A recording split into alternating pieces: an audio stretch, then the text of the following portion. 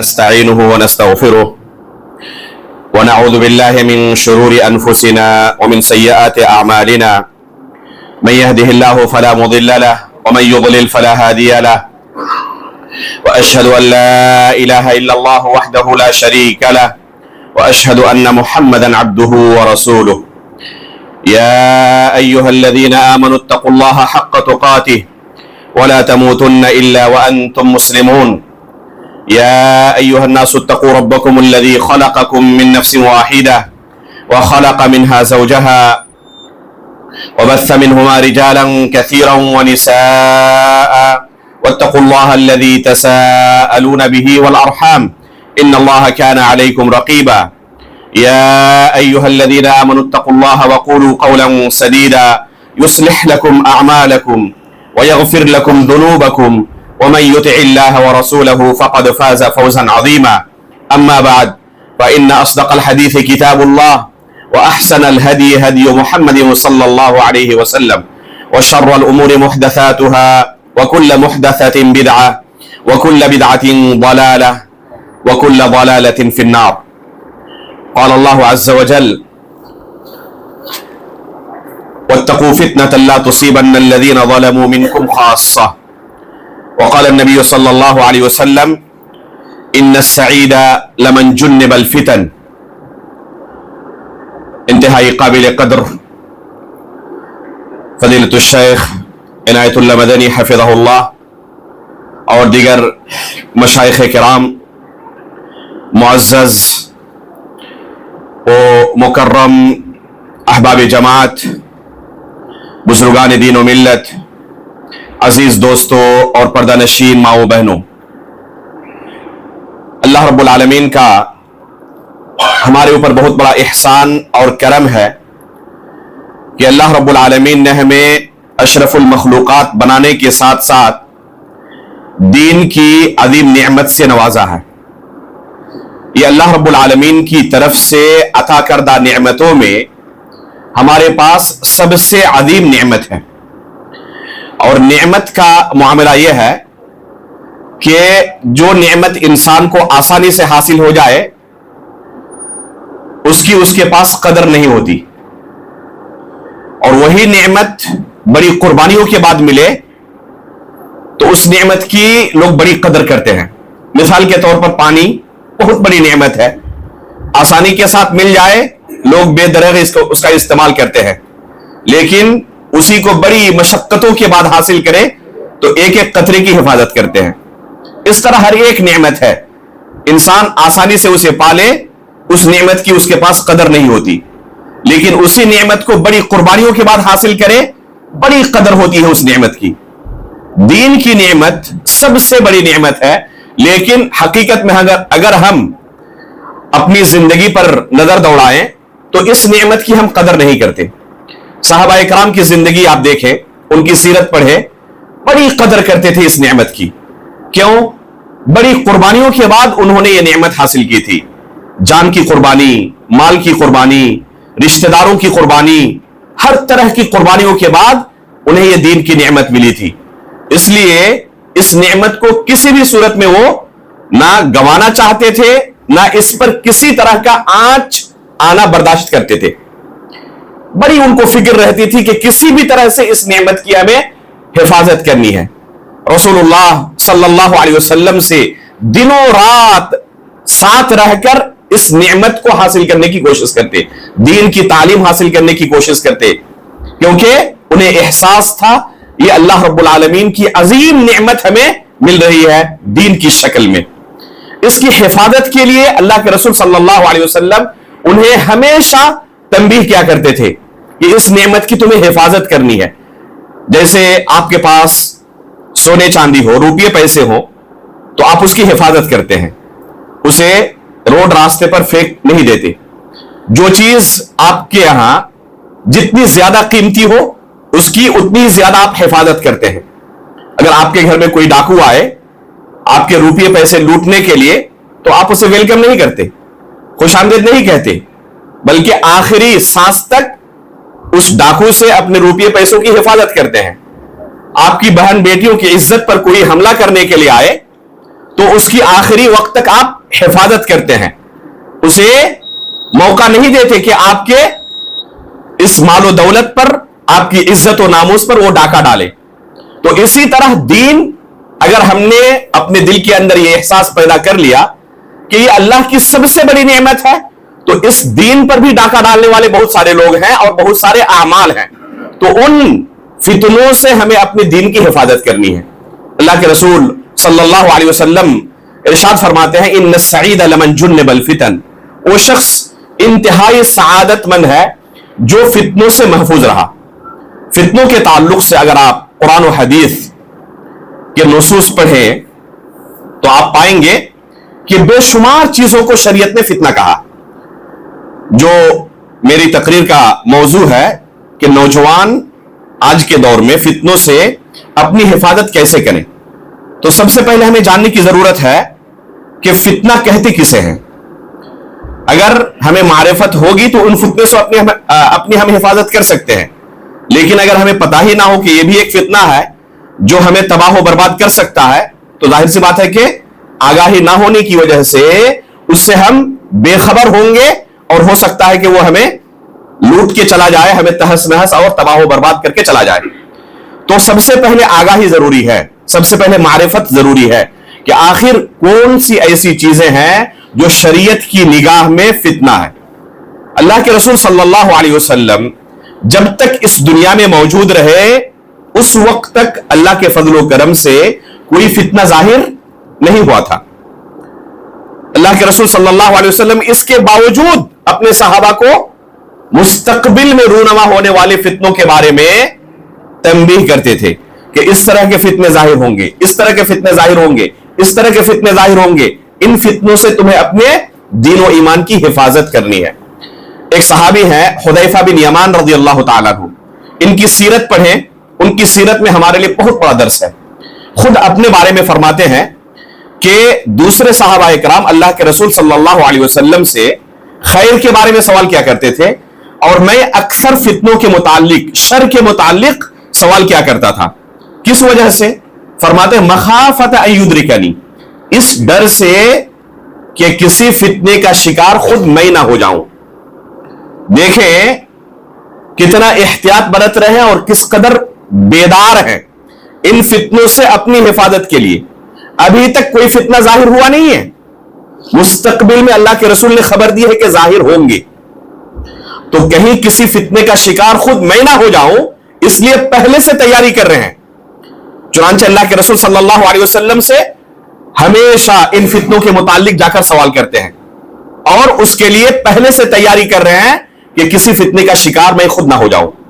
اس زمانے میں فتنہ ظاہر نہ ہونے کے باوجود بھی اگر صحابہ کرام مستقبل میں واقع ہونے والے فتنوں کے متعلق اس قدر چوکنا اور بیدار تھے، تو آج کا جو ہمارا دور ہے ہم فتنوں کے دلدل میں پھنسے ہوئے ہیں، فتنوں کے سمندر میں غوطہ زن ہیں، تو ہمیں کتنی ان فتنوں سے اپنی حفاظت کی ضرورت ہے۔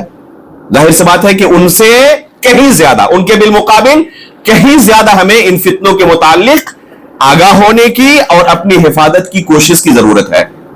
اللہ کے رسول صلی اللہ علیہ وسلم کے یہ صحابی اللہ کے رسول سے ان کے متعلق، فتنوں کے متعلق بکثرت پوچھنے کی وجہ سے، سوال کرنے کی وجہ سے صحابہ اکرام کے درمیان معروف تھے کہ یہ اس باب کے، اس میدان کے اسپیشلسٹ ہے، متخصص ہے۔ عمر فاروق رضی اللہ تعالیٰ عنہ جب خلیفہ ہوتے ہیں، ایک دن اسی صحابی کے پاس، حذیفہ بن یمان رضی اللہ تعالیٰ عنہ کے پاس آتے ہیں اور ان سے درخواست کرتے ہیں کہ اللہ کے رسول صلی اللہ علیہ وسلم سے آپ نے فتنوں کے متعلق بہت کچھ سنا ہے، تو ہمیں بھی ان میں سے کچھ احادیث سنائیں۔ عمر فاروق رضی اللہ تعالیٰ عنہ کتنے اونچے مقام پر فائز ہیں، اس کے باوجود ایک صحابی کے پاس آ کر خود سوال کرتے ہیں کہ آپ ہمیں اللہ کے رسول سے جو آپ نے اس بارے میں معلومات حاصل کی ہے، جو علم حاصل کیا ہے، ہمیں بھی آگاہ کریں۔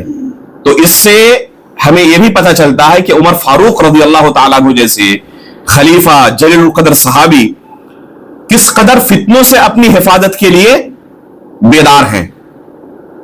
حذیفہ بن یمان رضی اللہ تعالیٰ عنہ انہیں چند ایسے فتنوں کے بارے میں بتاتے ہیں جن کا تعلق गुनाह से है, शहवत से है।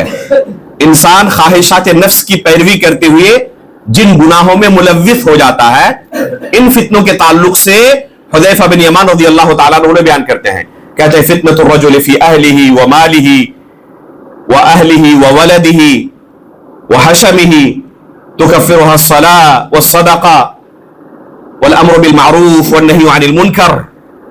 हुदैफा बिन यमान रज़ियल्लाहु ताला अन्हु शुरू होते हैं और कहते हैं कि माल का फितना है, अहलो अयाल का फितना है, मालो औलाद का फितना है, घर वालों का फितना है, मुख्तलिफ तरह के फितने हैं। और इन फितनों से एक इंसान अपनी हिफाजत कैसे करे? तो बकसरत खैर के आमाल अंजाम दे। नमाज है, रोजा है, अमर बिल मारूफ व नही अनिल मुनकर है। तो इन खैर के काम अंजाम देने से जो गुनाहें सरजद हुई है कफ्फारा हो जाएंगी, ये गुनाहें डिलीट हो जाएंगी। कुरान में अल्लाह रब्बुल आलमीन ने क्या फरमाया? इन्नल हसनात युज़हिबन सय्यात। अगर इंसान नेकी करे तो ये नेकियां गुनाहों को खत्म कर देती हैं। उमर फारूक रज़ियल्लाहु ताला अन्हु से जब उन्होंने इन फितनों के मुतालिक तज़किरा किया तो फरमाया उमर फारूक रज़ियल्लाहु ताला अन्हु ने कि आपको पता है, अच्छी तरह आप मेरा मकसद समझ रहे हैं कि मैं किन फितनों के मुतालिक आपसे पूछ रहा हूं, सवाल कर रहा हूं। मेरा मकसद इन शहवत के फितनों से नहीं है, गुनाह के फितनों से नहीं है। ये तो हर कोई जानता है कि कौन कौन से गुनाह है। इन गुनाहों से हर बंदा अपनी हिफाजत कर सकता है, लेकिन असल मकसद मेरा किन फितनों के मुतालिक आपसे पूछना है, आप मेरा मकसद समझ रहे हैं, उन फितनों के मुतालिक मुझे बताएं जिनके बारे में अल्लाह के रसूल सल्लल्लाहु अलैहि वसल्लम ने क्या फरमाया? तमूजु कमौजिल बहर, समुंदर की लहरों की तरह इस उम्मत के अंदर दाखिल होंगी, तहस नहस कर देंगी दो लोगों के दीन और ईमान को। उन फितनों के मुतालिक आप हमें खबर दें। तो हुदैफा रज़ियल्लाहु ताला अन्हु फरमाते हैं कि अमीरुल मोमिनीन, आपको इस बारे में ज्यादा गौर फिक्र करने की क्या जरूरत है? आपको इस बारे में टेंशन लेने की क्या जरूरत है? आपके दरमियान और इन फितनों के दरमियान जिनके बारे में आप पूछ रहे हैं, एक बंद दरवाजा है। तो फरमाते हैं उमर फारूक रज़ियल्लाहु ताला अन्हु कि ये दरवाजा तोड़कर इस उम्मत में फितने दाखिल होंगे या इस दरवाजे को खोलकर इस उम्मत में फितने दाखिल होंगे? फरमाते हैं कि नहीं, तोड़कर दाखिल होंगे। तो उमर फारूक रज़ियल्लाहु ताला अन्हु कहते हैं कि अगर तोड़कर दाखिल होंगे तो फिर क़यामत तक इस दरवाजे को बंद नहीं किया जा सकता। यानी एक बार जो इस उम्मत में फितनों का दुखूल शुरू हुआ तो क़यामत तक ये फितने बंद नहीं होंगे, इसमें मजीद इजाफा ही होता जाएगा। चले गए, जो वहां पर दूसरे शागिर्द मौजूद थे, उन्होंने पूछा हुदैफा रज़ियल्लाहु ताला अन्हु से कि क्या अमीरुल मोमिनीन जानते हैं इस बंद दरवाजे के बारे में? तो कहते हैं कि जिस तरह रात के बाद दिन आने वाला है ना, किसी को इसमें शक होता है? अभी रात गुजर जाएगी, आइंदा कल दिन आने वाला है, जिस तरह सबको यकीन है, इसी तरह अमीरुल मोमिनीन जानते हैं कि वो बंद दरवाजा खुद वो है। अल्लाह के रसूल सल्लल्लाहु अलैहि वसल्लम ने वक्त की भी तहदीद कर दी थी कि इस उम्मत में फितने कब दाखिल होंगे। जब तक उमर फारूक रज़ियल्लाहु ताला अन्हु दुनिया में मौजूद हैं, किसी की हिम्मत नहीं होगी इस दीन को बिगाड़ने की, लेकिन उनको तोड़ा जाएगा, यानी उनको कत्ल किया जाएगा। और उनका कत्ल किया जाना, ये उस दरवाजे का तोड़ा जाना है। और फिर वहां से जो फितने इस उम्मत में दाखिल होना शुरू होंगे, लोगों के दीन और ईमान को बिगाड़ने की कोशिश शुरू करेंगे। तो ये सिलसिला क़यामत तक जारी रहने वाला है, कभी रुकने वाला नहीं है। तो इस हदीस से हमें क्या पता चला? दो अहम चीजों का। पहली चीज ये कि कुछ फितने ऐसे होते हैं जिनका ताल्लुक शहवत नफ्स से है, और कुछ फितने ऐसे हैं जिनका ताल्लुक दीन और ईमान को बिगाड़ने से है, जिसको शरीयत की इस्तिलाह में बिदात कहते हैं। बिदात का फितना और बिदात का जो फितना है, इसका ताल्लुक शुबहात से है। इसलिए उलमा किताब और सुन्नत के नुसूस को सामने रखते हुए कहते हैं कि शरीयत ने जिन चीजों को फितना करार दिया है वो कुल 3 तरह के हैं। पहले नंबर पर शहवत का फितना, यानी एक इंसान ख्वाहिशात नफ्स से मगलूब होकर ख्वाहिशात नफ्स की इत्तिबा करते हुए अल्लाह रब्बुल आलमीन की नाफरमानी करे। बेशुमार ऐसे आमाल हैं जिनके अंदर हम गिरफ्तार हैं, आज का नौजवान गिरफ्तार है। अभी हम उस तरफ आएंगे कि शहवत के ऐसे कौन कौन सी फितने हैं जिनसे हमारा ये मुस्लिम मुआशरा जूझ रहा है, चाहे वो किसी भी मसलक और मजहब से ताल्लुक रखने वाला हो।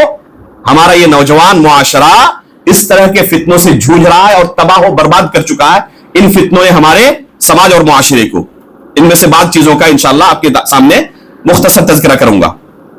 दूसरे नंबर पर पता चला कि इससे भी बड़े फितने कौन से हैं जिनका ताल्लुक लोगों के दीन और ईमान को बिगाड़ने से है, जिनके बारे में उमर फारूक रज़ी अल्लाह ताला ने क्या कहा कि समुंदर की लहरों की तरह इस उम्मत के अंदर दाखिल होंगी। और जाहिर सी बात है कि अगर इंसान का दीन और ईमान बिगड़ जाए तो यह सबसे बड़ी नेमत थी, इसका बिगड़ जाना सबसे बड़ा फितना है। तो कोई भी बिदअत अगर किसी इंसान की जिंदगी में दाखिल हो जाए तो इससे बड़ा नुकसान उसकी जिंदगी में कुछ भी नहीं है। उसका दीन महफूज नहीं रह सका। जैसे ही ये दुनियावी जिंदगी खत्म होगी, कब्र के अंदर उसके रिश्तेदार उसे रखकर आएंगे, पहला सवाल किस बारे में? अल्लाह रब्बुल आलमीन के बारे में। दूसरा सवाल किस बारे में होगा? जी फरमाएं।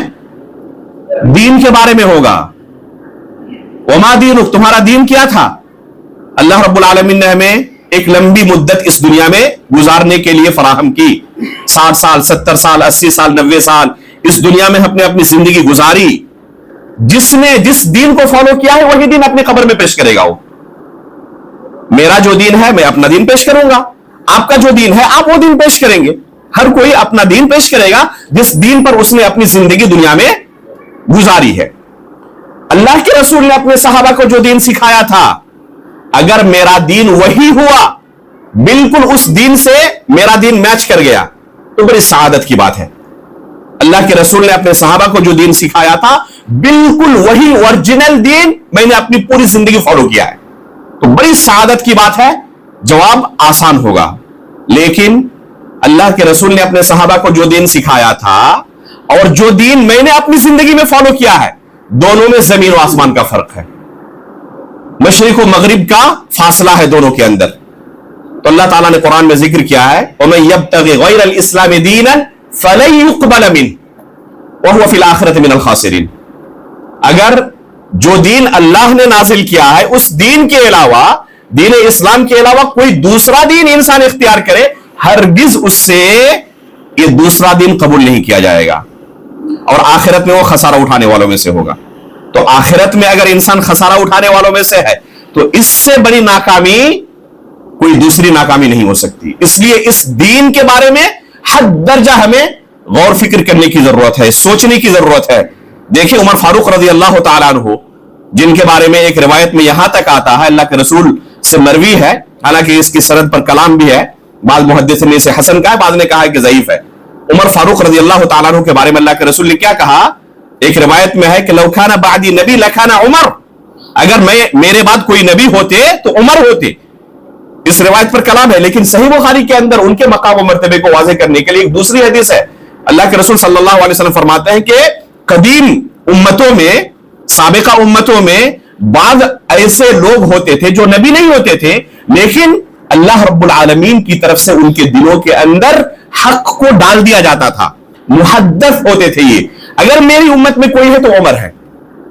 तो यह है उमर फारूक रज़ी अल्लाह ताला अन्हु का मकाम और मर्तबा, और उसके बावजूद इन फितनों से कैसे हिफाजत करें, फिक्रमंद है। इसके बावजूद कि उनकी जिंदगी में नहीं आने वाला, वही बंद दरवाजा है, इसके बावजूद फिक्रमंद है, क्योंकि यह सबसे बड़ी नेमत है। कहीं यह नेमत हमारे हाथ से चली ना जाए, जाये ना हो जाए। आखिरत में जब हम पहुंचे, अल्लाह के पास पहुंचे, कहीं ऐसा ना हो कि हमारे पास कोई बिगड़ा हुआ दीन हो, ओरिजिनल दीन ना हो, रोशन और साफ शफाफ जो दीन अल्लाह के रसूल ने अपने सहाबा को दिया था, कहीं हमारे पास वो बिगड़ी हुई शक्ल में ना हो। तो इससे बड़ा खसारा कोई दूसरा नहीं हो सकता। तो ये है दूसरा फितना, जिसे उलमा क्या कहते हैं? शुबहात के फितने। इंसान मुख्तलिफ तरह के शुबहात का शिकार होकर बहुत सारे ऐसे अफकार, नजरियात, अकायद और मनाहिज को अपना दीन समझ लेता है जो कि सहाबा इकराम के अकीदे और मनहज से बिल्कुल मेल नहीं खाता, और उसी पर अपनी जिंदगी गुजार देता है। तो जाहिर सी बात है कि इससे बड़ा खसारा और क्या होगा कि उसने एक ऐसे अकीदे और मनहज को अपना दीन समझा और उसी पर अपनी जिंदगी गुजार दी जिस पर सहाबा इकराम कायम नहीं थे, जो सहाबा इकराम नहीं जानते थे। تو یہ ہے دوسری قسم فتنوں کی. تیسری قسم ہے فتنوں کی آفت اور مصیبت کا فتنہ. بسا اوقات ایسا ہوتا ہے کہ ایک انسان موحد ہوتا ہے, صحیح عقیدے اور منہج کا حامل ہوتا ہے, لیکن بسا اوقات ایسی کیا کہتے ہیں مصیبتوں کا شکار ہو جاتا ہے کہ پھر اس کے لیے راہ حق پر قائم رہنا آسان نہیں ہوتا. کسی کے پاس حلال طریقے سے کمانے کے لیے راستہ ایسا لگ رہا ہے کہ بند ہے, کافی کوشش کر رہا ہے, کوئی نوکری نہیں مل رہی, کوئی روزگار نہیں مل رہا ہے, اور حرام طریقے سے بے شمار راستے کھلے ہوئے ہیں. سال بھر کوشش کیا, 2 سال 3 سال کئی سال ہو گئے, کھانے کے لالے پڑے ہوئے ہیں, فاقہ چل رہا ہے گھر میں, حلال طریقے سے کما نہیں پا رہا ہے اور حرام راستے بے شمار کھلے ہوئے ہیں. کب تک صبر کر پائے گا وہ؟ بہت مشکل ہے, بہت بڑا فتنہ ہے یہ. اس طرح کے فتنے سے کوئی اپنے آپ کو بچا لے آسان کام نہیں ہوتا. کعب بن مالک رضی اللہ تعالیٰ عنہ سے جب بائیکاٹ ہوا تو اس طرف اللہ کے رسول اور صحابہ اکرام کا معاملہ کیا ہے؟ اللہ کے رسول اور صحابہ اکرام ان سے بائیکاٹ کیے ہوئے ہیں, سلام کا جواب تک نہیں ملتا ادھر, اور دوسری طرف دشمنوں کے بادشاہ کی طرف سے لیٹر آتا ہے کہ آپ کے دوست ابھی آپ سے ناراض چل رہے ہیں, ہماری طرف آ جائیں, پوری سلطنت آپ کے لیے حاضر ہے. حلال راستہ بالکل بند, اور اس طرف حرام راستہ استقبال کے لیے کھڑا ہے. آسان ہے اپنے آپ کو بچا لینا؟ بہت مشکل ہے. تو یہ بھی بہت بڑا فتنہ ہے. تو یہ 3 طرح کے فتنے ہیں, شہوت کے فتنے, شبہات کے فتنے, اور آفت و مصیبت کے فتنے. ان تینوں سے ہمیں اپنی حفاظت کرنی ہے. اب جو وقت بچا ہوا ہے اسی میں مختصر ان تینوں پر روشنی ڈالنے کی آپ کے سامنے کوشش کریں گے. پہلے نمبر پر آتے ہیں شہوت کے فتنے. یعنی ایک انسان خواہشات نفس کا شکار ہو کر بہت سارے ایسے فتنوں کے اندر مبتلا ہو جاتا ہے جس کے بارے میں وہ جانتا ہے کہ یہ اللہ رب العالمین کی نافرمانی ہے, یہ اچھا کام نہیں ہے, اس کے باوجود اسے چھوڑ نہیں پاتا, عادت لگ جاتی ہے. جن میں سے بے شمار اس طرح کے فتنے ہیں, جھوٹ بولنا, غیبت کرنا, چوری کرنا, یہ سب معصیت کے اندر آتا ہے, گناہ کے اندر آتا ہے, شہوت کے اندر آتا ہے. لیکن 2 اہم چیزوں کا میں تذکرہ کروں گا جس سے ہمارا معاشرہ جھوج رہا ہے, خصوصاً نوجوان طبقہ. 1 نمبر پر شراب نوشی. آج دیکھیں کتنے ایسے نوجوان ہوں گے, کتنے پرسنٹ ایسے نوجوان ہوں گے جو بالکل محفوظ ہیں اس سے. شراب کے جتنے بھی اقسام ہو سکتے ہیں, بڑے سے لے کر چھوٹے تک, یہ جو شراب کی کوالٹی ہے, اقسام ہے, سب کے سب ایک درجے کے نہیں ہے. بڑے سے لے کر چھوٹے تک اس کے کئی اقسام ہیں. چرس, آفیم, گانجا, ہیروئن سے لے کر بیڑی, سگریٹ, تمباکو, گل, اور یہ سب بھی اسی میں سے ہے. لیکن یہ ادنا درجہ ہے, وہ اعلیٰ درجہ ہے. شروعات ہمیشہ چھوٹے سے ہوتی ہے اور انسان آہستہ آہستہ یہ منازل اور یہ مراحل طے کرتا ہے اور آہستہ وہاں تک پہنچتا ہے. اسی طرح زنا ہے. اللہ رب العالمین نے زنا سے بچنے کے لیے کیا حکم نازل کیا؟ لا تقربوا الزنا کہا, زنا سے قریب نہ جاؤ. آپ نے کبھی کیا کسی ایک معاملے میں بھی دیکھا کہ 2 اجنبیوں کے درمیان اچانک زنا ہو گیا؟ نہیں ہوتا. اس سے پہلے بہت سارے مقدمات ہوتے ہیں. سب سے پہلے نظروں کا ملنا, بے پردگی. اس سے پہلے اگر پردہ کیے ہوئے دونوں رہے, شریعت نے غض بصر کا حکم دیا, اپنی نگاہ جھکائے رکھو, پردے کے ساتھ نکلو. یہ سب کچھ اگر شریعت کے حکم کی پابندی کرتے ہوئے انسان زندگی گزارے تو زنا تک پہنچ جائے گا؟ وہ نہیں پہنچ سکتا. بہت سارے مراحل طے کرنے کے بعد آخر میں زنا کا مرحلہ آتا ہے. تو اللہ رب العالمین نے یہ نہیں کہا کہ زنا مت کرو, بلکہ یہ کہا کہ زنا کے قریب نہ جاؤ. تو اسی طرح شراب کا معاملہ لے, وہ چرس, آفیم, گانجا اور ہیروئن تک انسان ڈائریکٹ نہیں پہنچ جاتا. اس سے پہلے بہت سارے اسٹیج ہوتے ہیں, اسٹیپس ہوتے ہیں, آہستہ آہستہ وہاں تک پہنچتا ہے. اس لیے اگر کوئی شخص اپنے آپ کو ان گناہوں سے بچانا چاہتا ہے, کوئی بھی گناہ ہو, عمومی طور پر میں کہہ رہا ہوں, کوئی بھی گناہ ہو جس کے بارے میں آپ کے دل کے اندر کم از کم تردد ہے کہ یہ کام کرنا چاہیے نہیں کرنا چاہیے. اللہ کے رسول صلی اللہ علیہ وسلم سے پوچھا گیا کہ گناہ کہتے کسے ہیں؟ تو اللہ کے رسول نے جواب میں کیا کہا؟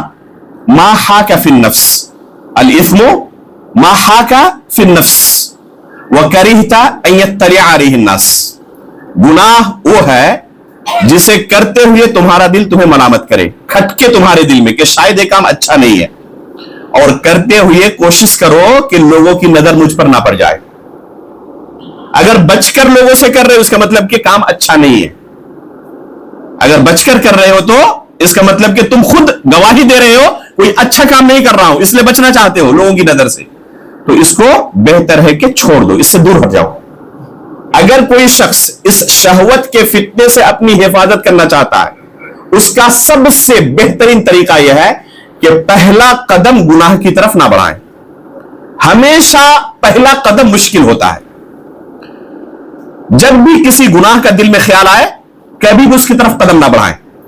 एक मर्तबा जहां आपने कदम बढ़ा दिया, और ये जो पहला मरहला होता है ना, शैतान हमेशा आखिरी सबसे अदना दर्जे से शुरुआत करता है। कहता है ये तो मामूली चीज है, ये तो कोई बहुत बड़ा गुनाह नहीं, गुनाह सगीरा के अंदर भी आता है या नहीं आता इसमें भी शक है। बाद लोग कहते हैं जायज ही है, जैसे सिगरेट, तंबाकू, बीड़ी, जर्दा, पान, गुटखा, ये सब के बारे में शैतान क्या वसवसा देता है, अरे बाद लोग तो कहते हैं जायज है, बाद लोग कहते हैं मकरूह है, क्या हो जाएगा, बहुत बड़ा गुनाह तो है नहीं। शुरुआत यहीं से होती है, शैतान उसे हल्का करके दिखाता है, ये तो बहुत मामूली चीज है। जब एक मर्तबा आपका कदम बढ़ गया, ये पहला कदम सबसे मुश्किल था, ये जब कदम एक मर्तबा बढ़ गया तो दूसरा कदम बहुत आसान हो जाएगा, तीसरा कदम उससे आसान हो जाएगा। उसकी मिसाल यूं समझे, ये कुतुब हदीस के अंदर मिसाल आई हुई है। उसकी मिसाल यूं समझे कि पहली बार जब इंसान गुनाह की तरफ कदम बढ़ाता है तो उसे ऐसा लगता है कि गोया के किसी पहाड़ के बगल में बैठा हुआ है, जानिब बैठा हुआ है, अगर उसने कदम बढ़ा दिया तो पहाड़ उसके ऊपर गिर जाएगा। गुनाह छोटा ही था, लेकिन चूंकि आदत नहीं गुनाह करने की ना, जब पहली बार कदम बढ़ा है तो उसे ऐसा एहसास होगा गोया के पहाड़ मेरे सर के ऊपर गिर पड़ेगा। लेकिन आहिस्ता आहिस्ता जब आदत बन जाएगी तो कबीरा गुनाह करते हुए भी कैसा एहसास होगा उसे, जैसे नाक में कोई मक्खी बैठी हुई हो और उस मक्खी को उसने भगा दिया, बस। इससे ज्यादा एहसास उसे नहीं होगा। एहसास आहिस्ता आहिस्ता दिल से खत्म हो जाएगा। यह है गुनाह की सिफत। इसलिए जब भी कदम आपका गुनाह की तरफ बढ़े, कदम रोक ले, उसे हल्का ना समझे, बल्कि यह सोचे कि आप अल्लाह रब्बुल आलमीन की मुखालिफत की तरफ कदम बढ़ा रहे हैं, और यह बहुत बड़ा मामला है। अल्लाह रब्बुल आलमीन ने कुरान में क्या कहा, व अम्मा मन खाफा मकाम रब्बिही व नहा नफ्स अनिल हवा फइन्नल जन्नत हियल मअवा। अगर किसी ने सिर्फ इस मंजर से खौफ खा गया, डर गया कि एक दिन अल्लाह के पास खड़ा होना पड़ेगा और अल्लाह रब्बुल आलमीन के सामने अपने इस अमल के साथ मैं हाजिर हूंगा, अल्लाह रब्बुल आलमीन के सामने मेरे इस गुनाह को रखा जाएगा, तो उस मंजर को सोचकर कांप गया, वो डर गया और अपने आप को गुनाह से बचा लिया, तो अल्लाह रब्बुल आलमीन ने उसके लिए क्या वादा किया है, फ़इन्नल जन्नत हियल मअवा। ऐसे लोगों के लिए अल्लाह ने जन्नत रखी। तो जब भी गुनाह का दिल में ख्याल आए, वहीं पर अपने कदम रोक ले। अगर कदम बढ़ गया तो ये कदम रुकने वाला नहीं है, वो बढ़ते बढ़ते बढ़ते कहां तक पहुंचेगा आप तस्वुर नहीं कर सकते। हो सकता है कि आखिरी स्टेज तक पहुंच जाए। तो ये चरस, आफीम, गांजा ये आखिरी स्टेज है, लेकिन शुरुआत इन्हीं छोटी चीजों से होती है। इसलिए किसी भी स्टेज को हल्के में ना ले, बिल्कुल इन चीजों से अपने आप को महफूज रखे, दूर रखे। इस तरह से आप फितरत पर कायम रहेंगे। अल्लाह के रसूल सल्लल्लाहु अलैहि वसल्लम को मेराज की रात 2 प्याले पेश किए गए, एक में शराब और दूसरे में दूध था। अल्लाह के रसूल सल्लल्लाहु अलैहि वसल्लम ने दूध के प्याले को अपने हाथ में लिया, तो जिब्रील अमीन अलैहिस्सलातु वस्सलाम ने आपसे कहा कि अल्लाह रब्बुल आलमीन का शुक्रिया जिसने फितरत की तरफ आपकी रहनुमाई की। अगर शराब के प्याले को आपने हाथ में लिया होता तो आपकी उम्मत गुमराह हो जाती। तो अल्लाह के रसूल सल्लल्लाहु अलैहि वसल्लम ने फितरत के मुताबिक अमल किया। एक इंसान की फितरत में अल्लाह ने यही डाला है कि यह गंदी चीज है, इससे अपने आप को दूर रखना है। आप पूरी शरीयत का मुताला करें, जो शरीयत अल्लाह ने हमारे लिए नाजिल की है, किताब और सुन्नत का बगौर मुताला करने के बाद आप इस खुलासे पर पहुंचेंगे कि पूरी शरीयत 5 चीजों की हिफाजत पर कायम है। पूरी शरीयत का खुलासा यही है। किताब और सुन्नत के तमाम नुसूस का खुलासा क्या है कि 5 चीजों की हिफाजत के लिए अल्लाह ने यह शरीयत हमारे लिए नाजिल की है। वो क्या क्या 5 चीजें हैं? एक नंबर पर दीन की हिफाजत, यह सबसे ऊपर है, सब पर मुकद्दम है। इसलिए दीन की हिफाजत के लिए हर चीज की कुर्बानी दी जा सकती है, लेकिन दीन को कभी कुर्बान नहीं किया जा सकता। इसी हिफाजत के लिए अल्लाह रब्बुल आलमीन ने शिर्क को भी हराम करार दिया, कुफ्र को हराम करार दिया और बिदअत को हराम करार दिया, क्योंकि ये चीजें दीन को नुकसान पहुंचाती है। दूसरे नंबर पर नफ्स की हिफाजत, जान की हिफाजत, ये बहुत बड़ा जुर्म है, इसलिए कत्लो गारत गिरी को अल्लाह रब्बुल आलमीन ने हराम करार दिया है। कोई अगर एक नफ्स को कत्ल करता है तो कुरान ने उसे क्या कहा? गोया कि उसने पूरी इंसानियत को कत्ल कर डाला। और एक नफ्स की हिफाजत की, किसी जान को बचाया तो गोया के फकअन्नमा अहयन नास जमीआ, पूरी इंसानियत की उसने हिफाजत की, उसकी जान बचा ली। तो ये दूसरी चीज है, जान की हिफाजत। तीसरे नंबर पर अकल की हिफाजत, इसीलिए शराब को अल्लाह रब्बुल आलमीन ने हराम करार दिया। चौथे नंबर पर है माल की हिफाजत, इसीलिए जो भी हराम तरीके हो सकते थे माल के कमाने के, उन तमाम को शरीयत ने हराम करार दिया है, उससे मना किया है। और उनमें सबसे बड़ी चीज सूद है, जिससे आज का हमारा मुआशरा बिल्कुल डूबा हुआ है। शायद एक भी बंदा आपको ना मिले जिसका ताल्लुक सूद के साथ ना हो, हर कोई किसी ना किसी तरीके से उसके साथ मुलव्विस है। अल्लाह ताला हमारी हिफाजत फरमाए। और आखिरी चीज नस्ब की हिफाजत, नस्ल की हिफाजत, इसीलिए निकाह को अल्लाह ने मशरू करार दिया और ज़िना को हराम करार दिया, क्योंकि ज़िना से नस्ब की हिफाजत नहीं हो पाती, नस्ल की हिफाजत नहीं हो पाती। तो ये 5 चीजें हैं जिनकी हिफाजत के लिए ये शरीयत अल्लाह रब्बुल आलमीन ने उतारी है। तीसरी चीज हमने क्या जिक्र की? अकल की हिफाजत। इस अकल की हिफाजत कैसे होगी? वो तमाम चीजें जो इस अकल को मुताअस्सिर कर सकती हो, डैमेज कर सकती हो, उनसे हमें दूर रहना पड़ेगा। और इनमें सबसे खतरनाक और मौलिक चीज क्या है? ये शराब है। दुनिया के दूसरे मज़ाहिब की तरफ आप देखें, दुनिया वाले जब किसी चीज पर पाबंदी लगाते हैं तो उसके लिए तमाम वसाइल को खुला छोड़ देते हैं और कहते हैं कि इस पर पाबंदी है। जैसे शराब, हुकूमत की नजर में भी किसी भी मुल्क में चले जाएं, हर मुल्क की हुकूमत इसे खराब नजर से देखती है और वहां पर शराब के ऊपर पाबंदी है। वो कहते हैं, बाकायदा लिखा रहता है ना, आप सिगरेट भी खरीदें, उसके ऊपर क्या लिखा रहता है? Cigarette smoking is dangerous for health, यह सेहत के लिए नुकसानदेह है ना। यानी उन्हें इसका एहसास है, यहां तक कि बाकायदा ऐलान कर रहे हैं कि यह आपकी सेहत के लिए अच्छा नहीं है, इससे बचे। आप नसीहत भी कर रहे हैं और साथ में मार्केट में उतारा हुआ है। आप कह रहे हैं कि शराब से बचे और खुद आपने लाइसेंस दिया हुआ है। एक शायर कहता है कि शराब जैसे जुर्म का या जहर का, शराब जैसे जहर का बिकना बंद करे तो कौन, हर ठेके पर लिखा है ये ठेका सरकारी है। तो ठेके पर खुद लिखा हुआ है कि ये ठेका सरकारी है, यानी इस ठेके पर आप शराब खरीद सकते हैं। जो सरकारी नहीं है उसमें खरीद नहीं सकते। फर्क क्या है भाई? चाहे सरकारी हो चाहे गैर सरकारी हो, चीज तो वही है ना। उसको पीकर हम क्या हो जाएंगे? तबाह बर्बाद हो जाएंगे। ये शराब पीने के बाद जो अकल की नेमत थी वो खत्म हो जाती है, और इसी अकल से एक इंसान और हैवान, इन दोनों के दरमियान तमीज होती है।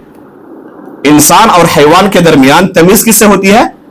इसी अकल के जरिए। अगर ये अकल खत्म हो जाए तो इंसान हैवान से भी ज्यादा गया गुजरा हो जाता है। इसलिए आप देखें, जो लोग शराब पी के रोड के किनारे पड़े रहते हैं, बहुत सारे आपको नजर आ जाएंगे, कुत्ते पेशाब करते रहते हैं। वो इंसान हैवान से भी ज्यादा गया गुजरा हो गया, नहीं हो गया? अल्लाह ने उसे अशरफुल मखलूकात बनाया था, लेकिन इस शराब ने उसे कितना गया गुजरा कर दिया कि कुत्ता उस पर पेशाब कर रहा। तो ये फर्क की जो चीज थी, अकल की नेमत जो थी, उसने उसे जाये कर दिया। तो एक हैवान से भी ज्यादा गया गुजरा हो गया। आप देखें कि इस शराब की वजह से समाज और मुआशरे पर कितना बुरा असर पड़ता है। अक्सर जो रेल हादसे होते हैं, सड़क हादसे होते हैं, आप तहकीक करें, अक्सर व बेशतर में शराब जरूर आपको मिलेगा। ड्राइवर शराब पी के गाड़ी चला रहा था, खुद अपनी जिंदगी से गया और बहुत सारे लोगों को साथ में लेके गया।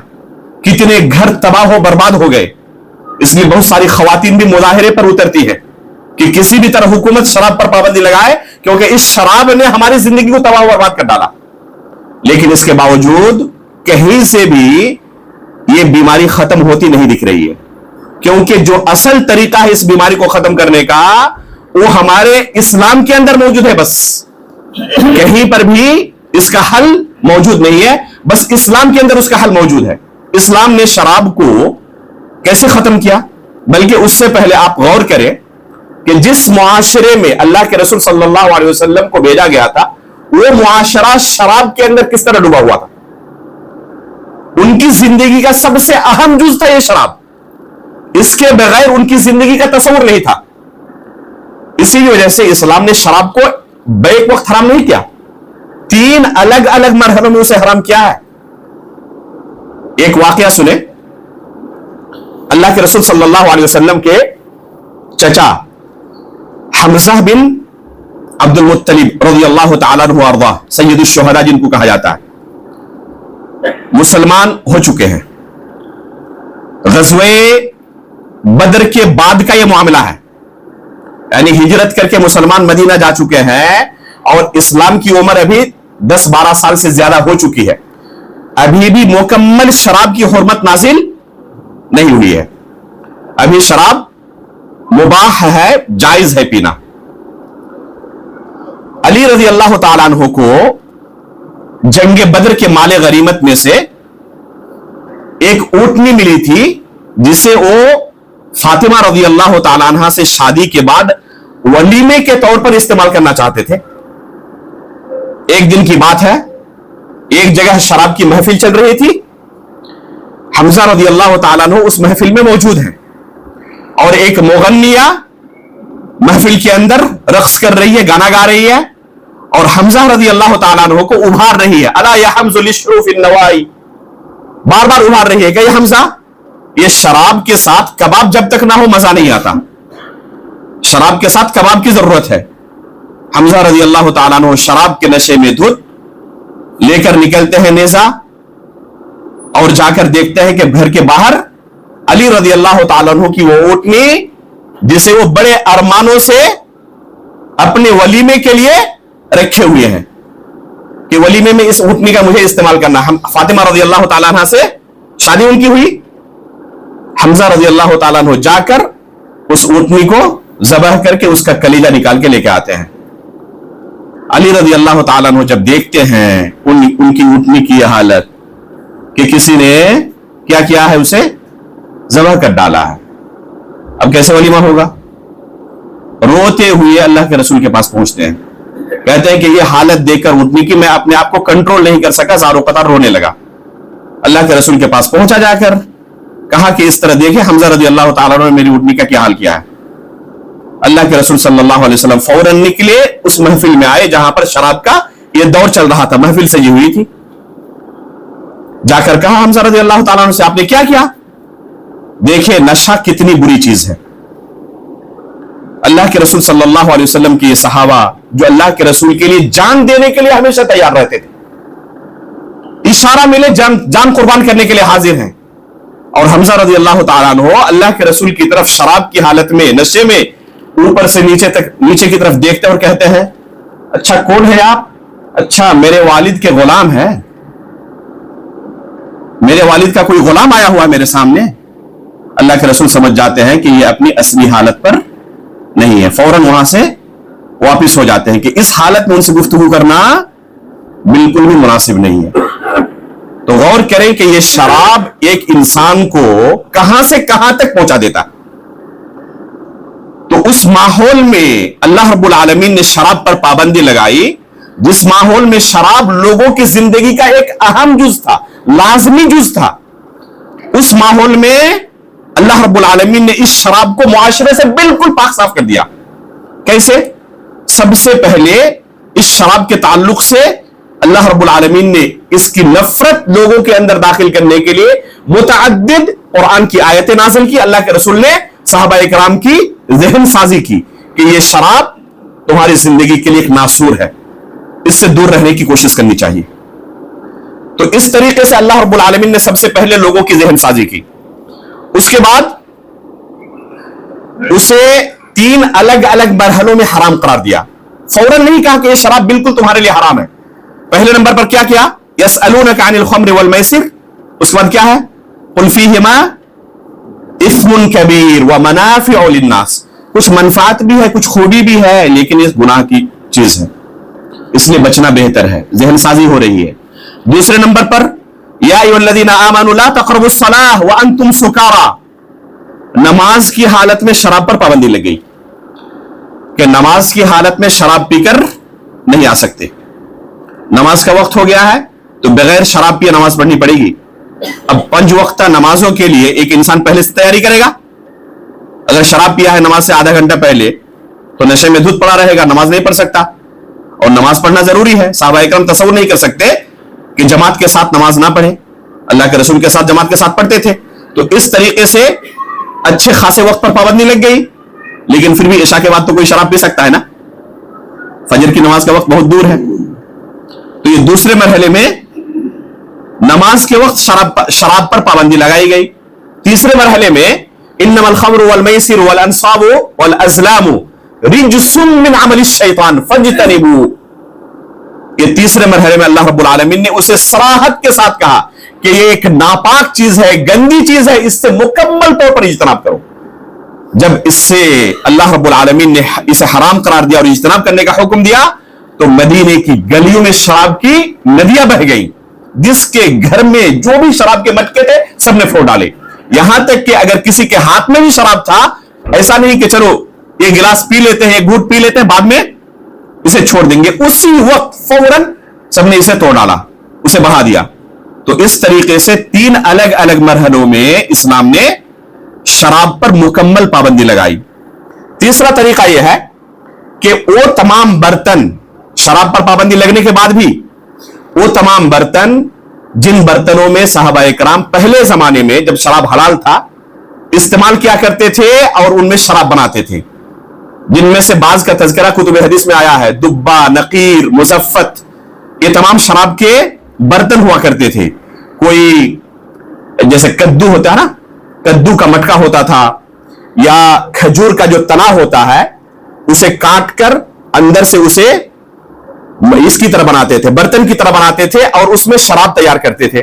مختلف طرح کے ان کے پاس برتن ہوا کرتے تھے جن برتنوں میں وہ شراب بنایا کرتے تھے. ان برتنوں پر پابندی لگا دی. صرف شراب کے لیے نہیں, شراب تو حرام ہو ہی چکا ہے, دوسرے کام کے لیے بھی ان برتنوں کو استعمال نہیں کر سکتے تاکہ بالکل یہ لوگ دور ہو جائیں شراب سے, ان کی زندگی میں شراب کا کوئی اثر تک نہ رہے. اور چوتھے مرحلے میں جب مقصد پورا حل ہو گیا تو پھر ان برتنوں کے استعمال کی اجازت بھی دی بعد میں, جب ان کی مکمل ذہن سازی ہو گئی اور لگنے لگا کہ اب ان کے بارے میں ڈر نہیں ہے کہ یہ شراب تک جا سکتے ہیں, تو مکمل پھر یہ پابندی ہٹا لی گئی اور ان برتنوں کا استعمال جائز قرار دیا گیا. کیونکہ اصل مقصد ان برتنوں کا استعمال کرنا منع نہیں تھا, اصل مقصد کیا تھا کہ شراب سے یہ لوگ دور ہو جائیں مکمل طور پر. جب یہ مقصد حاصل ہو گیا تو بعد میں ان برتنوں کے استعمال کی اجازت بھی مل گئی. اور چوتھے مرحلے میں آخرت کے عذاب سے ڈرایا کہ اگر دنیا میں شراب پیو گے نا تو آخرت کے اندر اس شراب سے محروم ہو جاؤ گے. آخرت کے اندر جنت کی نعمتوں میں سے ایک بہت بڑی نعمت کیا ہوگی, وہاں پر شراب ملنے والا ہے. وَأَنْهَارٌ مِّنْ خَمْرٍ لَذَّةٍ لِلشَّارِبِينَ, جنت کی نعمتوں کو اللہ تعالیٰ نے بیان کرتے ہوئے کہا ہے کہ جنت میں شراب کی نہریں ہوں گی جو پینے والوں کو بڑی لذت دے گی. تو جنت میں شراب ملنے والا ہے. کن کو؟ اللہ کے رسول صلی اللہ علیہ وسلم فرماتے ہیں, صحیح بخاری کی روایت ہے, من شرب الخمر فی الدنیا ثم لم يتب منها حرمها فی الاخرہ, اگر کسی نے دنیا میں شراب پی لی اور توبہ نہیں کیا, اس سے پہلے وفات ہو گئی, जन्नत पहुंच भी जाए तो इस नेमत से महरूम रहेगा। जन्नत पहुंच भी जाए तो जन्नत में शराब उसे नहीं मिलने वाला, क्योंकि दुनिया में उसने ये जुर्म किया था। देखिए कितनी बड़ी महरूमी है। तो इस तरीके से आखिरत के अंदर क्या सजा है उसकी, शरीयत ने उसे बयान किया। एक हदीस में अल्लाह के रसूल सल्लल्लाहु अलैहि वसल्लम फरमाते हैं, मन शरबल खमरा लम तुक़बल लहु सलातु 40 सबाहन। जामे तिर्मिज़ी की रिवायत है, अल्लाह के रसूल सल्लल्लाहु अलैहि वसल्लम फरमाते हैं कि अगर किसी ने शराब पी तो 40 दिन तक उसकी नमाज कबूल नहीं होगी। यह सजा बयान की जा रही है शरीयत की तरफ से। इसी तरह अल्लाह के रसूल की एक हदीस है, ला यदखुलुल जन्नता मन्नानुन वला आक़ुन वला मुदमिनु खम्र। एहसान जतलाने वाला, नाफरमान और शराबी जन्नत में दाखिल नहीं होगा। ये वईद की हदीस है, ये वईद की हदीस है। इससे एक इंसान दायरे इस्लाम से खारिज नहीं होता, अल्लाह की मशीयत के तहत होता है। अल्लाह ताला चाहे तो उसे सजा दे, एक इंसान को इसलिए इसे हल्के में नहीं लेना चाहिए। असल इसकी सजा यही है कि अल्लाह रब्बुल आलमीन उसे जन्नत से महरूम कर देगा और जहन्नम के अंदर उसे दाखिल करेगा। एक लम्हे के लिए भी किसी को अल्लाह ने जहन्नम में दाखिल किया, बर्दाश्त कर सकता है? एक लम्हे की सजा जहन्नम की कोई बर्दाश्त कर सकता है? नहीं कर सकता। अगर कोई बहुत माहिर डॉक्टर हो जिसके बारे में बड़ा फेमस है कि इसने आज तक कोई ऑपरेशन ऐसा नहीं किया है जिसमें नाकाम हो जाए, वो कहे कि आपका यह हाथ काट के दोबारा लगा दूंगा, बस कुछ वक्त लगेगा फिर इसी तरह बिल्कुल हो जाएगा, बल्कि इससे अच्छा हो जाएगा, आप इजाजत देंगे? ठीक है काट दें, थोड़ी सी तकलीफ बर्दाश्त कर लेता हूं। मुमकिन है कोई इजाजत दे? थोड़ी सी तकलीफ होगी। आखिरत के अंदर एक लम्हे के लिए भी अगर जहन्नम किसी को जाना पड़े, बर्दाश्त कर सकता है उस अज़ाब को? इसलिए कोई इसे हल्के में ना ले कि हमेशा तो जहन्नम में नहीं रहेंगे, जन्नत तो मिल ही जाएगी बाद में तौहीद की बरकत से। लेकिन मेरे भाइयों, अगर एक लम्हे के लिए भी जहन्नम जाना पड़े तो वो बर्दाश्त के काबिल नहीं है। और इसकी सजा क्या है? अल्लाह के रसूल क्या बयान कर रहा है कि वो जन्नत से महरूम हो जाएगा, जहन्नम में उसे रहना पड़ेगा। तो ये सजा इंतहाई सख्त है। इसी तरह अल्लाह के रसूल सल्लल्लाहु अलैहि वसल्लम फरमाते हैं, कुल्लु मुस्किरिन हराम इन्नल्लाह अज़्ज़ वजल अहिद लिमन शरिबल मुस्कर अन यस्क़ियहु मिन तीनतिल खबाल। क़ालू या रसूलल्लाह वमा तीनतुल खबाल? क़ाल इर्क़ु अहलिन नार औ क़ाल उसारतु अहलिन नार। अल्लाहु अकबर। इंतहाई सख्त वईद आई है इस हदीस के अंदर। जो लोग शराब पीते हैं उनको जहन्नम के अंदर जहन्नमियों का पीप पिलाया जाएगा, यानी सिर्फ जहन्नम में दाखिल नहीं होगा, जहन्नमियों का उसे पीप पिलाया जाएगा। कितनी गंदी चीज है। अगर ये गंदी चीज पीता है तो आखिरत में इसी तरह उसे गंदी चीज पिलाई जाएगी और इस तरह से उसे सजा दी जाएगी। तो इस तरीके से शरीयत ने शराब से नफरत दिलाई और उखरवी सजा उसके लिए मुतय्यन की। और आखिरी स्टेप क्या है कि दुनिया के अंदर उससे पहले उसे सजा दी जाएगी। और कैसी सजा? जिल्लत और रुसवाई वाली सजा। दूसरी जो गुनाहें हैं, दूसरे जो जराइम हैं, उन जराइम के लिए यह जिल्लत और रुसवाई वाली सजा नहीं है। अगर कोई शराब पिए तो उसकी सजा क्या है कि उसे जूते, चप्पल और इस तरह की गंदी चीजों से 40 कोड़े से 80 कोड़े तक लगाए जाए। किसी को जूते और चप्पल से मारा जाए, कितनी उसके लिए तौहीन की चीज है। कोई मुअज़्ज़ज़ आदमी सोच भी नहीं सकता इस अपने बारे में। तो इस तरीके से कई मरहलों में और कई तरीकों से इस्लाम ने शराब को हराम करार दिया और इसे मुआशरे से उखाड़ फेंका। तो कोई शख्स इसके बावजूद भी अगर इस गुनाह के अंदर मुलव्विस है, और अफसोस के आज का नौजवान हद दर्जा इसके अंदर मुलव्विस है, कुछ ना हो तो कम से कम जो चीजें इब्तिदाई मरहले में आती हैं इनका तो इंसान आदी बन जाता है और इन्हें गुनाह भी नहीं समझता। सिगरेट है, तंबाकू है, पान है, बीड़ी है, सिगरेट है और ये सब जो चीजें हैं जिन्हें इंसान बिल्कुल भी परवाह नहीं करता, ये तो आदी चीजें, आम चीजें हैं। मेरे भाइयों, यहीं से इंसान आगे बढ़ता है, जैसे कि हमने कहा। तो इसलिए दीन और ईमान की हिफाजत के लिए सबसे बेहतर कदम यही है, बल्कि यह मुतय्यन है कि इन तमाम चीजों से कुल्ली तौर पर इज्तनाब करें। दूसरी चीज जिसके अंदर आज का मुआशरा बहुत ज्यादा गिरफ्तार है वो है ज़िना। अल्लाह रब्बुल आलमीन ने इसे इंतहाई सख्त अंदाज में बयान किया है कुरान करीम के अंदर। शिर्क के साथ इसे जोड़ा है। कुरान करीम के अंदर अल्लाह रब्बुल आलमीन ने ज़िना को शिर्क के साथ जोड़कर बयान किया है। اس کی سزا بھی اسی طرح ہے. دنیا میں اس سے سخت سزا اور کسی چیز میں نہیں ہے. زنا کی سزا کیا ہے؟ اسے رجم کر دیا جائے, پتھروں سے مار مار کر ہلاک کر دیا جائے. یہ سخت سزا کسی دوسرے جرم کے لیے شریعت کی طرف سے نہیں نازل ہوئی ہے. قرآن میں اللہ رب العالمین نے ایسے لوگ جو شراب پیتے ہیں ان کے بارے میں کیا کہا؟ والذین لا يدعون مع اللہ, جو لوگ زنا میں مبتلا رہتے ہیں ان کے بارے میں کیا کہا؟ والذین لا يدعون مع اللہ الہا آخر ولا يقتلون النفس التي حرم الله الا بالحق ولا يزنون ومن يفعل ذلك يلقى اثاما يضاعف له العذاب يوم القيامة ويخلد فيه مهانا. کہ جو لوگ اللہ رب العالمین کے علاوہ دوسرے کی عبادت کرتے ہیں, یعنی شرک کے اندر مبتلا ہوتے ہیں, اور ناحق کسی کا قتل کرتے ہیں اور زنا کرتے ہیں, یہ تین جرائم ایسے ہیں جن کے بارے میں کیا کہا؟ یضاعف له العذاب یوم القیامہ, قیامت کے دن ان کے لیے عذاب کو بڑھا دیا جائے گا, ڈبل کر دیا جائے گا, اور اسی جہنم کے اندر ذلیل و رسوا ہو کر ہمیشہ رہیں گے. یہ تو شرک کے ساتھ اللہ رب العالمین نے زنا کا بھی تذکرہ کیا. زنا یہ ہم نے شروع میں ذکر کی نا, 5 اہم چیزیں ہیں جن کی حفاظت کے لیے شریعت نازل ہوئی ہے. ان میں سے آخری چیز کیا ذکر کی ہم نے؟ نسب کی حفاظت. زنا سے یہ نسب کیا ہو جاتا ہے؟ معطل ہو جاتا ہے, بالکل ڈیمیج ہو جاتا ہے. انسان کا نسب پتہ نہیں چلتا کہ اس کا والد کون ہے.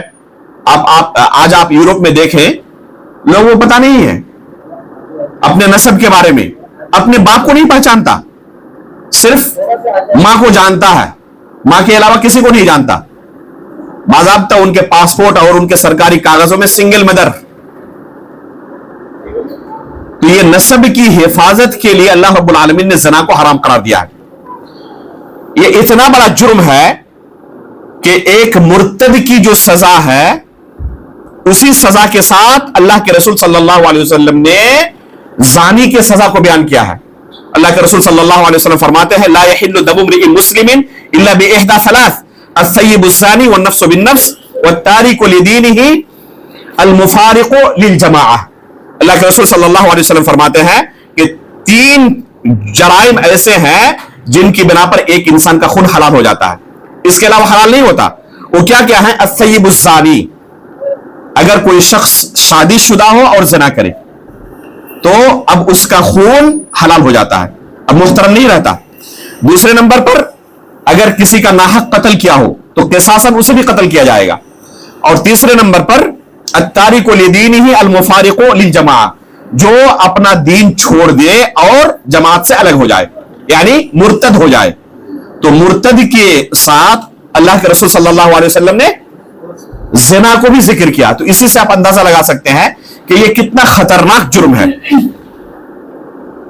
اللہ کے رسول صلی اللہ علیہ وسلم نے اس کے سنگینی کو بیان کرتے ہوئے یہ تک کہا کہ ایسا شخص ایمان سے خارج ہو جاتا ہے. لا یزنی الزانی حین یزنی وہو مؤمن, حالانکہ وعید کی حدیث ہے, اس سے وہ شخص کافر نہیں ہو جاتا لیکن اس کے ایمان پر خطرہ ہو جاتا ہے. یہ علی الاقل یہ کیا ہے؟ یہ کفر اصغر ہے, اور کفر اصغر یہ کفر اکبر تک پہنچانے والا ہوتا ہے.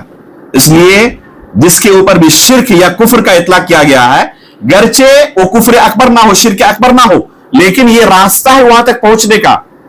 اس لیے ایک انسان اپنے دین و ایمان کی حفاظت کے لیے ان گناہوں سے اپنے آپ کو بچا کر رکھے جو اسے کفر اکبر یا شرک اکبر تک پہنچا سکتی ہے. اس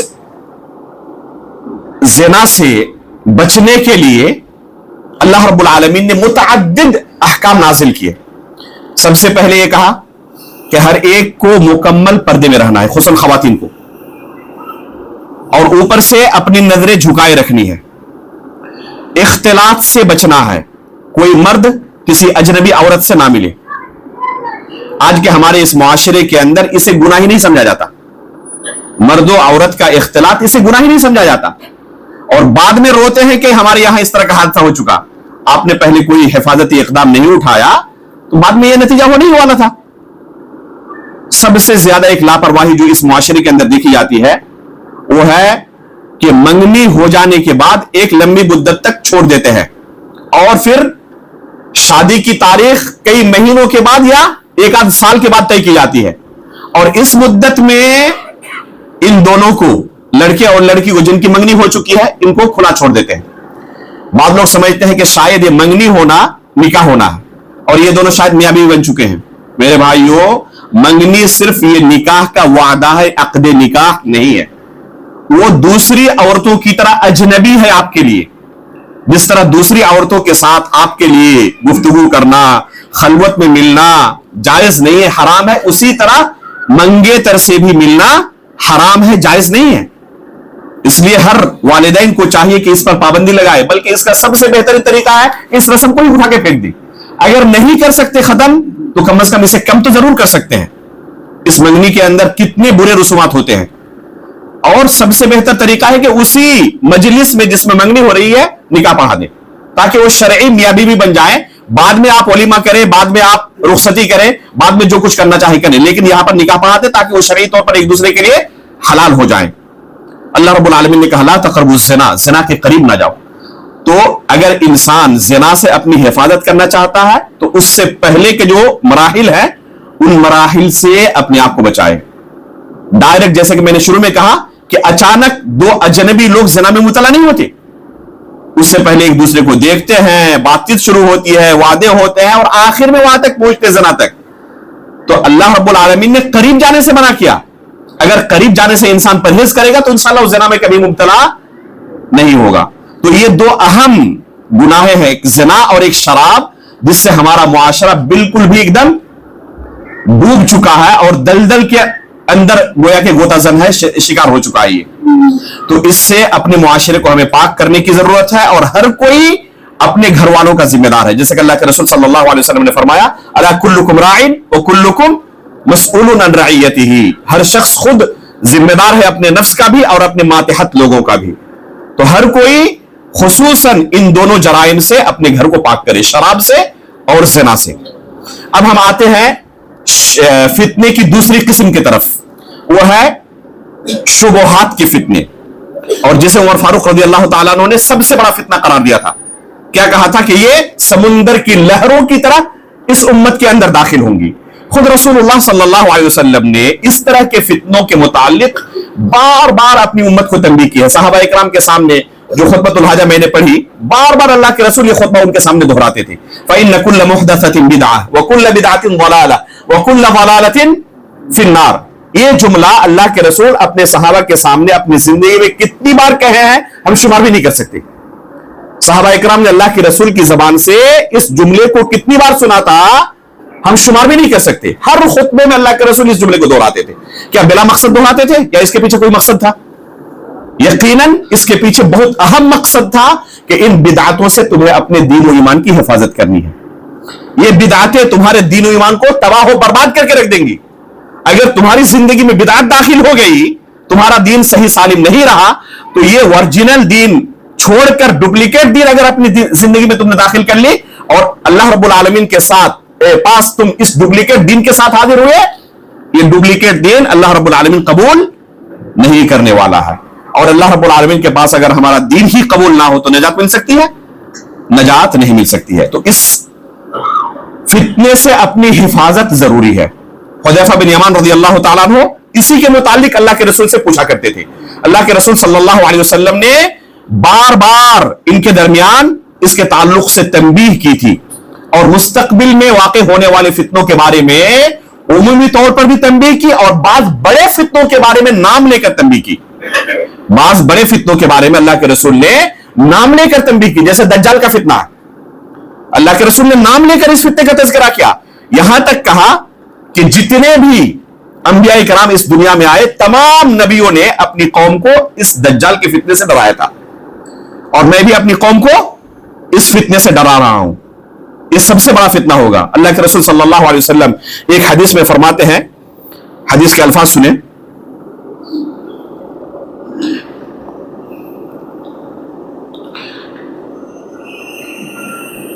मन समिअ बिद्दज्जाल फलियन अमिनहु। 3 मरतबा अल्लाह के रसूल ने इस जुमले को दोहराया, मन समिअ बिद्दज्जाल फलियन अमिनहु। जो दज्जाल के जाहिर होने के बारे में सुन ले कि दज्जाल का खरूज हो चुका है, दज्जाल जाहिर हो चुका है। लोगों की तबीयत क्या होती है, किसी चीज के बारे में सुने तो दौड़ के जाते हैं देखने के लिए, यही ना। अल्लाह के रसूल पहले से तंबीह कर रहे हैं कि जिसके जमाने में, जिसकी जिंदगी में दज्जाल जाहिर हो जाए, उसकी तरफ ना लपके, उससे दूर भागे, जितना हो सके दज्जाल से दूर भागे, उसे देखने के लिए ना जाए, उसकी तरफ ना लपके। 3 मरतबा अल्लाह के रसूल ने इस जुमले को दोहराया और उसके बाद क्या फरमाते हैं, फ़इन्न अर्रजुल यअतीहि वहुव यहसिब अन्नहु मुमिन फला यज़ालु बिही लिमा मअहु मिन अश्शुबह हत्ता यतबअहु। अल्लाह के रसूल सल्लल्लाहु अलैहि वसल्लम फरमाते हैं कि बाद लोग अपने बारे में खुशफहमी के शिकार होंगे, अपने बारे में हुस्न ज़न होगा कि मैं तो पक्का सच्चा मुमिन हूं, अगर दज्जाल को देखने जाऊंगा तो क्या थोड़ी उसकी इत्तिबा कर लूंगा, जानता हूं उसके पेशानी पर काफिर लिखा हुआ है, उसे थोड़े मैं बरहक मान सकता हूं, उसकी इत्तिबा थोड़े करूंगा, चलो देख के आता हूं कैसा लगता है। अल्लाह के रसूल ने अपनी जिंदगी में इस बारे में सराहत के साथ बयान किया कि कुछ लोग ऐसे होंगे, क्या करेंगे, वो अपने बारे में हुस्न ज़न का शिकार होकर दज्जाल को देखने जाएंगे, और क्या होगा फिर दज्जाल को देखने के बाद, उसके शुबहात को अपनी आंखों से देखने के बाद नतीजा यह निकलेगा कि बाद में दज्जाल की टीम का ही एक मेंबर होगा, वो दज्जाल की टीम का ही एक वो मेंबर होगा, उसी की तरफ लोगों को दावत देगा। पहले मोमिन था, अल्लाह के रसूल की इस नसीहत पर अमल ना करने का नतीजा क्या हुआ, दीन और ईमान से हाथ धो बैठा। तो अल्लाह के रसूल ने इस तरह के फितनों से बचने के लिए कितनी बार तंबीह की, 3 मरतबा कहा कि दज्जाल के बारे में सुन लो, देखने मत जाओ। शुरू में जो हमने हदीस पढ़ी थी, अल्लाह के रसूल ने क्या फरमाया, इन्न सईद लमन जुन्नबल फितन, वो इंतहाई सआदतमंद है जो फितनों से दूर है। जो जितना ज्यादा इन फितनों से दूर है उतना ज्यादा सआदतमंद है, जो जितना ज्यादा करीब है उतना ज्यादा खतरे में है। जो हदीस हमने पढ़ी, मन समिअ बिद्दज्जाल फल्यअमिन हो, इमाम इब्न बत्ताह अल-उक़बरी रहमहुल्लाह अल-इबाना के अंदर इस हदीस को जिक्र करने के बाद फरमाते हैं, रुके या चालू रहे,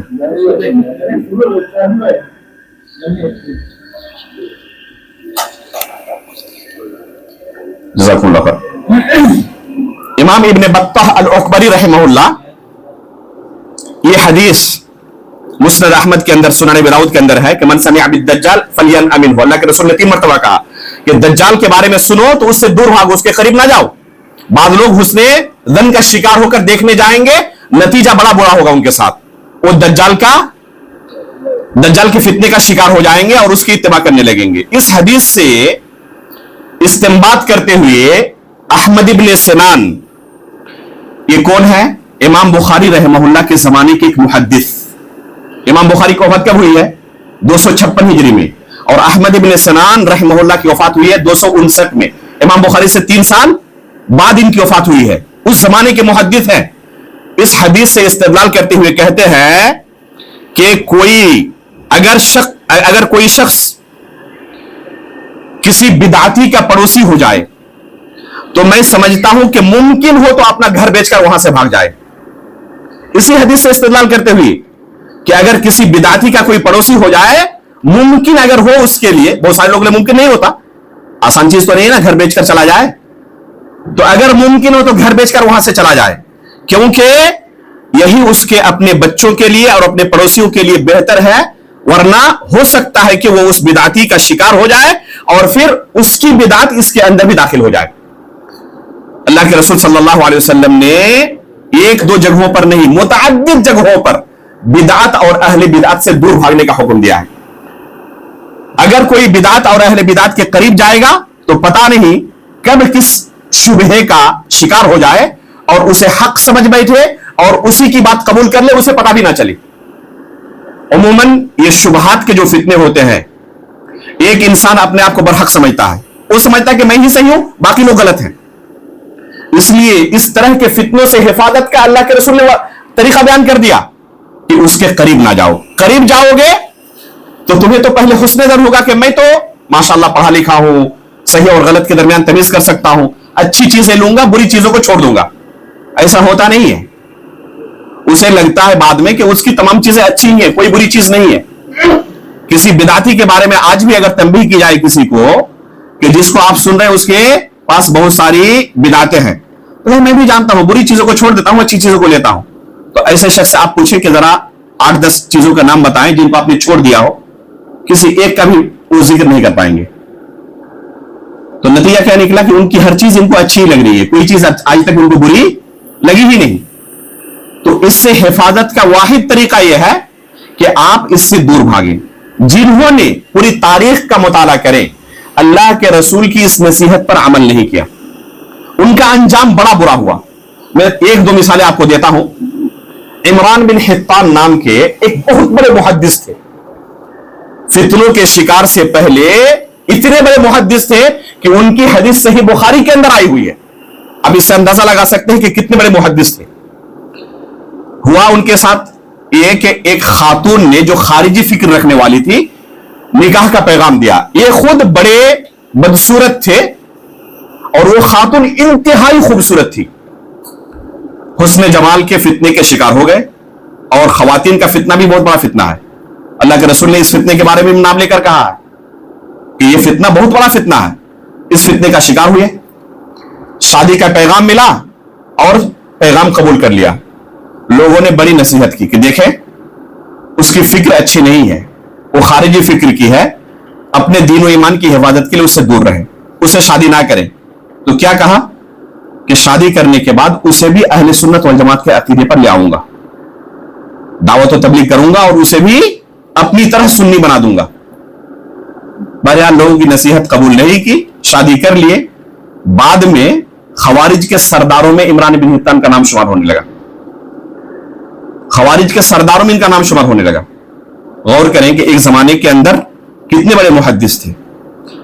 اسی طرح عمرو بن عبید المعتزلی ہیں. ایک زمانے میں کبار محدثین ان کے درس میں بیٹھا کرتے تھے, یہ ان کا حال تھا. لیکن ایسا ہوا کہ ایک بدعتی کے صحبت میں پڑھنے کی وجہ سے بعد میں معتزلہ کے سرداروں میں ان کا شمار ہونے لگا. بڑی لمبی مثالیں ہیں, وقت نہیں ہے کہ یہ مثالیں دے کر آپ کو سمجھائیں. آج تک آپ یہی پائیں گے کہ جو اہل بدعت سے قریب ہوتا ہے آہستہ آہستہ ان سے متاثر ہوتا ہے. جو فتنے اللہ کے رسول نے نام لے کر بیان کیے, ان فتنوں کے بارے میں آپ دیکھیں کہ کتنے لوگ اس امت کے بڑے بڑے کبار علماء بھی تھے ہو گئے, ملوث ہو گئے اور اس کے شکار ہو گئے. وجہ کیا ہے؟ ان فتنوں سے دور نہ بھاگنے کی وجہ سے. جو بڑے بڑے فتنے ظاہر ہوئے اس امت میں, کون کون سے فتنے ہیں؟ عقیدے اور منہج کے تعلق سے, جس کو ہم شبہات کے فتنے کہہ سکتے ہیں, کون کون سے فتنے ظاہر ہوئے؟ صحابہ اکرام کی زندگی میں خوارج کا فتنہ ظاہر ہوا, روافض کا فتنہ ظاہر ہوا. خوارج کا فتنہ کیا تھا؟ علی رضی اللہ تعالیٰ عنہ کو اور ان کو جن لوگوں نے اپنا حاکم تسلیم کر لیا, خلیفہ تسلیم کر لیا, ان کو یہ کافر کہتے تھے. ان کے خلاف باضابطہ جنگ کی. صحابہ اکرام کو قتل کرنا یہ تقرب الہی کا ذریعہ سمجھتے تھے. کیا کہتے تھے؟ ان الحکم الا للہ. قرآن میں اللہ نے کہا ہے کہ قانون صرف دنیا میں کس کا چلے گا؟ اللہ رب العالمین کا چلے گا. اور اس آیت سے علی رضی اللہ تعالیٰ عنہ اور ان کے متبعین کی, صحابہ اکرام کی تکفیر کیا کرتے تھے کہ یہ دنیا میں اللہ کا قانون نافذ نہیں کر رہے ہیں, اس لہذا یہ بھی کافر. یہ کہاں سے شروعات ہوئی ہے؟ خوارج کی ابتدا ہے. قرآن کی آیت پر اپنے عقیدے کی بنا رکھی, بظاہر لگ رہا ہے کہ صحیح ہے. علی رضی اللہ تعالیٰ نے کیا کہا تھا؟ کلمۃ حق اریڈ بہا الباطل. آیت تو قرآن کی ہے لیکن یہ مفہوم قطع نہیں ہے جو تم سمجھ رہے ہو. اللہ کے رسول سے ہم نے دین کو سیکھا ہے, ہم نے یہ اللہ کے رسول سے مفہوم نہیں سیکھا جو تم ہمیں سمجھا رہے ہو. اس طریقے سے یہ فتنہ ظاہر ہوا اور صحابہ اکرام کو انہوں نے اپنے ہاتھوں سے قتل کیا. روافض کا فتنہ ظاہر ہوا جو صحابہ اکرام کی تکفیر کرتے تھے اور لعن طعن کرنے کو, ان کو برا بھلا کہنے کو دین و ایمان سمجھتے ہیں. صحابہ اکرام کو برا بھلا کہنا ان رافضیوں کا پیشہ ہے اور اسے وہ دین و ایمان سمجھتے ہیں. آج بھی آپ پائیں گے کہ وہ اپنی نمازوں کے اندر تک ابوبکر صدیق رضی اللہ تعالیٰ عنہ کو, عمر فاروق رضی اللہ تعالیٰ عنہ کو, اما عائشہ رضی اللہ تعالیٰ عنہ کو لعنتیں بھیجتے ہیں نمازوں کے اندر, نعوذ باللہ من ذلک. تو یہ ایک بہت بڑا فتنہ ظاہر ہوا. اسی طرح انکار حدیث کا فتنہ کہ حدیث ہمارے لیے دین اور شریعت اور حجت نہیں, اللہ کا کلام قرآن مجید کافی ہے. اسی طرح اللہ رب العالمین کی صفات کا انکار یا اس کی تعویل کا فتنہ جو امام احمد بن حنبل رحمہ کے زمانے میں بہت بڑے فتنے کی شکل اختیار کر گیا تھا، خلق قرآن کا فتنہ کہ جو شخص قرآن کو مخلوق نہ کہے وہ کافر ہے، اور اس طرح علماء کرام کو جیلوں کے اندر ڈالا گیا، تاریخ کا انتہائی عظیم فتنہ۔ بلکہ امام علی بن مدینی رحمہ اللہ کہا کرتے تھے کہ اس امت کے اندر اللہ رب العالمین نے دو لوگوں کے ذریعے اس دین کی حفاظت کی ہے، ایک ابو بکر صدیق رضی اللہ تعالیٰ عنہ جب ارتداد کا فتنہ اٹھا تھا تو ثابت قدم رہے، اور خلق قرآن کا جب فتنہ اٹھا تو امام احمد بن حنبل رحمہ اللہ کے ذریعے اللہ نے دین کو ثابت قدم رکھا، اور وہ ٹس سے مس نہیں ہوئی، اور اس طرح دین پر ثابت قدم رہے۔ تو ان دونوں کے ذریعے اللہ رب العالمین نے اس دین کی حفاظت کی۔ تو ایک بہت بڑا فتنہ کیا ہوا؟ اللہ رب العالمین کی صفات کا انکار۔ اللہ رب العالمین نے قرآن کریم کے اندر اپنے بارے میں بیان کیا ہے کہ اللہ رب العالمین کے بارے میں ہمیں کیا عقیدہ رکھنا چاہیے۔ اللہ رب العالمین کا چہرہ ہے، قرآن میں اللہ رب العالمین نے بیان کیا ہے۔ اللہ رب العالمین کی دو آنکھیں ہیں، اللہ رب العالمین کے ہاتھ ہیں دو، اللہ رب العالمین کا قدم ہے، اللہ رب العالمین کی صورت ہے، اللہ رب العالمین دیکھتا ہے، اللہ رب العالمین سنتا ہے، اللہ رب العالمین کلام کرتا ہے۔ جہمیہ نام کا ایک گمراہ فرقہ ظاہر ہوا جس نے اللہ کی ان تمام صفات کا انکار کرنا شروع کیا۔ علماء فرماتے ہیں کہ یہ جو جہمیہ کا کفر ہے وہ کفار و مشرکین کے کفر سے بھی زیادہ خطرناک تھا، کیونکہ کم از کم کفار و مشرکین اللہ کو مانتے تھے اور اس کے ساتھ کسی کو شریک کرتے تھے، اور جہمیہ کا عقیدہ جو ہے اس کا خلاصہ کیا نکلے گا کہ اللہ کا وجود ہی نہیں ہے، وہ اللہ کو سرے سے نہیں مانتے، اللہ کا وجود ہی نہیں مانتے، تسلیم کرتے، کیونکہ جو ان کا عقیدہ ہے اس کا نتیجہ یہی نکلتا ہے۔ جب اللہ رب العالمین کی ان تمام صفات کا انکار کر دیا تو نتیجہ کیا نکلا کہ اللہ رب العالمین کا گویا کہ وجود ہی نہیں ہے۔ یہ جو بڑے بڑے فتنے ظاہر ہوئے اس امت کے اندر، اس کے اندر ہر دور کے اندر بہت سارے لوگ اس کے شکار رہے۔ اب سوال پیدا ہوتا ہے کہ آج کی تاریخ میں کیا یہ گمراہیاں موجود ہیں یا نہیں ہے؟ ہم نے کیا کیا بیان کی، جیسے خوارج کا حکام المسلمین کی اس بنا پر تکفیر کرنا کہ یہ کیا کرتے ہیں، اللہ کے قانون کو زمین میں نافذ نہیں کرتے، ایک گمراہی تھی خوارج کی۔ روافض کی گمراہی صحابہ اکرام پر لعن طعن کرنا، ان کے تعلق سے زبان درازی کرنا۔ اسی طریقے سے جہمیہ کا فتنہ کہ وہ اللہ رب العالمین کی صفات کا انکار کرتے ہیں اور یا اس کی تعویل کرتے ہیں۔ یہ فتنے کیا آج کے زمانے میں موجود ہیں یا نہیں ہے؟ بہت سارے لوگ اور بہت سارے ہمارے نوجوان اس کے اندر غرق ہو چکے ہیں اور ان کو احساس نہیں ہے۔ کہاں سے؟ مولانا مودودی نے جماعت اسلامی کی جو بنیاد ڈالی اور جو لٹریچر شائع کیا اور لوگوں کو جس اسلام کے بارے میں دعوت دی، یہ تمام فتنے جماعت اسلامی کے اندر ایک دم ہائی لیول پر موجود ہے۔ اگر کوئی اس تحریک کو قبول کرتا ہے اور اس کو اپنا دین و ایمان سمجھتا ہے تو کس فتنے کے شکار ہو رہا ہے وہ سمجھ سکتے آپ۔ وہ اللہ رب العالمین کے بارے میں وہ عقیدہ نہیں رکھے گا جو صحابہ اکرام کو اللہ کے رسول نے سکھایا تھا۔ صحابہ اکرام کے بارے میں جو اہل سنت والجماعت کا عقیدہ ہونا چاہیے، جو قرآن نے ہمیں تعلیم دی، اللہ کے رسول نے تعلیم دی ہے، مولانا مودودی کے ہاں وہ تصور نہیں ہے، بلکہ کبار صحابہ جیسے عثمان غنی رضی اللہ تعالیٰ عنہ ایسے ایسے جھوٹے الزامات کہ روح کانپ جائے سن کر، معاویہ رضی اللہ تعالیٰ عنہ، اسی طرح ابو سفیان رضی اللہ تعالیٰ عنہ، اور کبار صحابہ پر جھوٹی روایتوں کو بنیاد بنا کر کافی لعن طعن کیا ہے۔ میرا ایک ہفتہ واری درس چلتا ہے مسجد دارالسلام میں عظمت صحابہ پر، ہر بدھ کو عشاء کے بعد، آن لائن بھی آپ سن سکتے ہیں اسے، اب تک 13 یا 14 دروس ہو چکے ہیں۔ خصوصاً عثمان غنی رضی اللہ تعالیٰ عنہ پر مولانا مودودی نے کیا کیا جھوٹے الزامات لگایا ہے، ان کی عبارتوں کو پڑھ کر میں نے بیان کیا ہے، اور ان تمام چیزوں سے عثمان غنی رضی اللہ تعالیٰ عنہ بری ہے، اسے بیان کیا ہے۔ اس درس کو سنیں آپ، اندازہ لگ جائے گا کہ مولانا مودودی نے کیا زہر لوگوں کے ذہن میں داخل کیا ہے۔ افسوس کی بات ہے کہ آج ہمارے بہت سارے نوجوان اس حقیقت سے واقف نہ ہونے کی وجہ سے ان کی لٹریچر کے دیندار ہوتے ہیں، اور نتیجہ کیا نکلتا ہے، اسی کو اپنا دین و ایمان سمجھتے ہیں۔